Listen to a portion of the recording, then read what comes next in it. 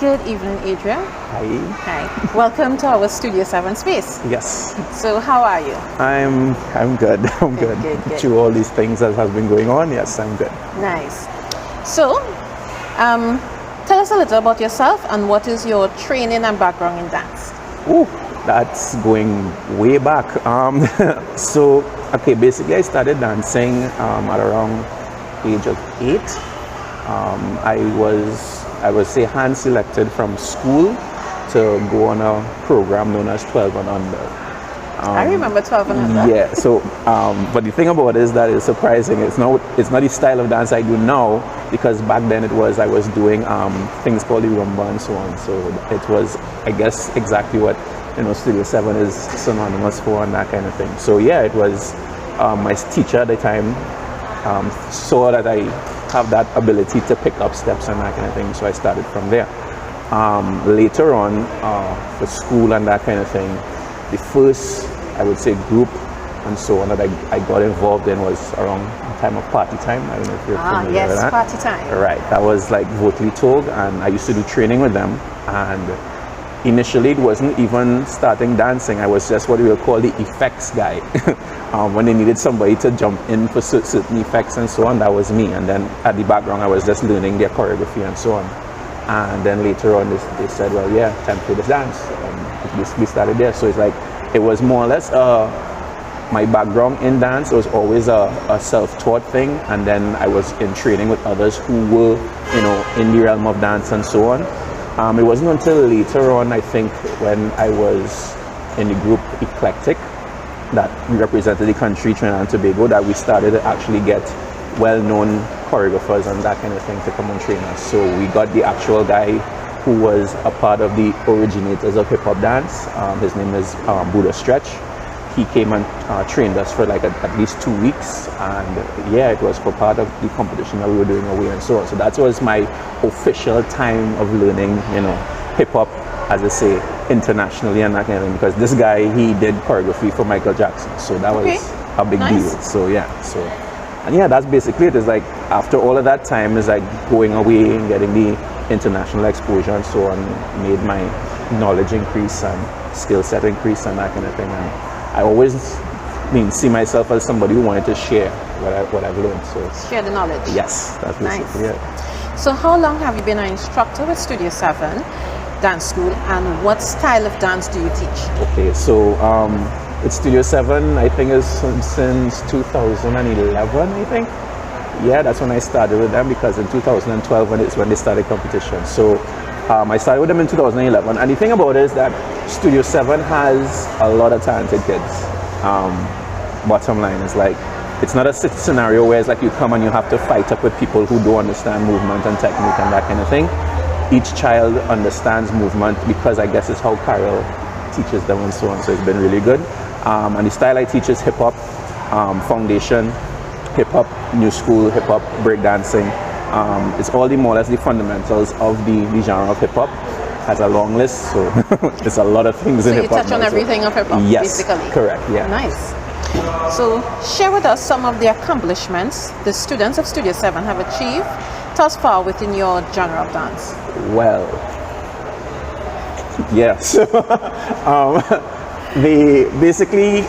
We have like trophies and so on with about 4 first places, 5 second places, and 3 third places, with 1 including an international. The first time they went international in Costa Rica to compete and so on. So that to me is like a great accomplishment, because they weren't from the background of hip hop. They were basically doing ballroom, Latin, and those kind of things. And when Carol approached me, it's understanding that okay, we want to have them be very diverse in what their style is. And yeah, this was a great accomplishment in a short space of time, I would say, because like a lot of people take a while to get to this level. So you have the same set of children that does ballroom and Latin doing hip hop. Correct. Yeah.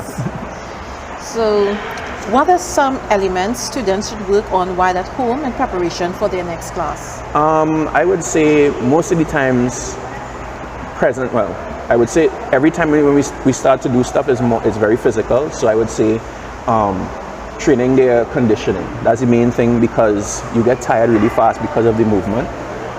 Second thing would be like technique of understanding arms, legs, and that kind of thing. Because most of the time when you're doing hip hop, you think you're just flinging stuff all over the place. But when you see reach into the competitive part of it, you have to be very precise. And things that as simple as getting your arms straight and that kind of thing, looking yourself in the mirror, facial expressions and all those things, it's things that they tend to do at home first, because you have to get comfortable with yourself before you could actually show what you're doing and that kind of thing. So it's always been that mindset is like, okay, whenever you're home, try to make sure that you're eating properly, fitness and iron, because when we come here, it's like, I'm not stopping, we're going hard.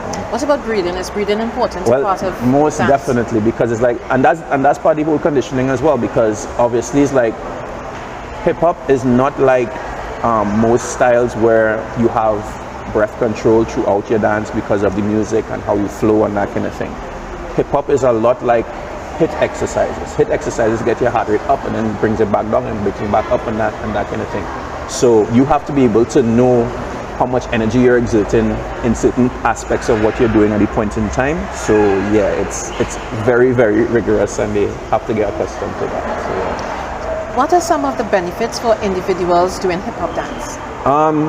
Most of the times I would say first and foremost is like they tend to be more expressive. They try to get a little more expressive because it's sorry to say it's a show-off dance, because it's street oriented and that kind of thing, and you have to have that kind of as I say, overconfidence. That's the best way to put it, because you don't stand out in hip hop if you're not out there. You know what I mean? So it's like gestures and that kind of thing what you would do.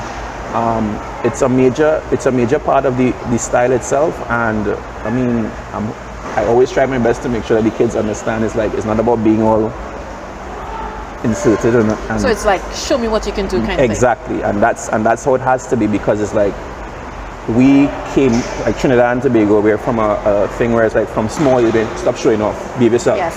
And this particular style, it's not like that. You have to be there for people to see you and that kind of thing. So yeah, that's one of the challenges I would say definitely inside of that. Yeah. What motivates you to teach, and how do you inspire and motivate others to dance? Ooh, motivation for teaching. Okay, there's a story behind that, because it's like when I started, as I say, performing and doing shows and competitions and that kind of thing, there was a real need for it. And the thing about it is that the people who were like teaching before and that kind of thing, I don't know if the students were either learning it and then dropping off, because not every teacher, I mean, a lot of teachers will say there's a difficulty in retaining people based on whatever it is.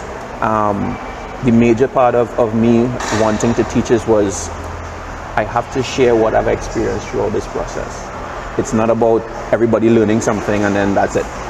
It has to be to continue. And this is like in all styles of dance, I believe, because it's like once you have that passion to make sure that whatever you've learned, whatever you have accomplished, whatever you have gained from what you've been doing, passing it on for somebody else to either follow in your footsteps or even surpass you.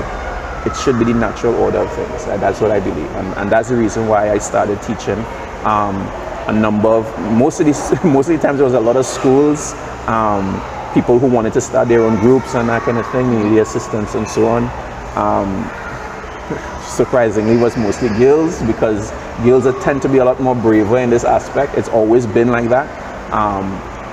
And yeah, it was just something that I just saw the need and wanted, and I needed and wanted to do it. And that's basically it. That's how I started doing it. What is the most rewarding part of teaching dance? The most rewarding part is, it's frightening, but it's rewarding as well. When you see you create a dance on people, and then you have to let them go and do it. At that moment, you no longer have control of what happens. It's the rewarding part because it's done, but it's the most terrifying part because I hope they get everything that we did.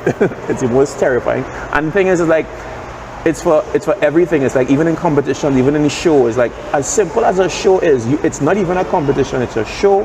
People are coming to enjoy it, and you're nervous. Yes. You have no control of what's going to happen, but you're nervous. It's part of the whole process and that kind of thing. I think a lot of teachers probably go through that same thing, but yeah, that's basically what it is. It's a double-edged sword thing where that is concerned. Yeah. what are your goals for the group in the future? This group, because of the, as I say, the skill set, because of the work ethic I think Carol has put with Studio 7, I believe based on the accomplishment here with this international competition, I think they are geared for a lot more international competitions. For me, I personally want to see people represent Trinidad and Tobago the same way I did. And now more than ever, it's like, because it's kids, they're kind of going to be the first kids to go out and represent in dance, in hip hop and that kind of thing as well. So we have a number of things on the pipeline. There is a competition in Europe. It's called Hip Hop Unite. They tend to have a European Championships and a World Championships. There's also Hip Hop International, which is in the US side. So, and obviously there are other competitions that we are going to be diving into to see what it is that they can qualify for and that kind of thing. So the intention has always been to, one, improve the dance, the urban styles, because I like to see the kids when they're doing their ballroom and that kind of thing, because to me it's something real remarkable to look at, to see that they understand how to do this movement. But hip hop has always been a fun thing for them, and now it's like, because it has that competition element, now you have to let them calm it down. This is what you need to do to make sure that you'll be successful in the competition aspect of it. So that's the idea, to make sure that everybody is strong enough and competition worthy. That's the idea. Okay. Yeah. Well, Adrian, I want to thank you for being here with me this evening. Thank you so much. This was nice and easy.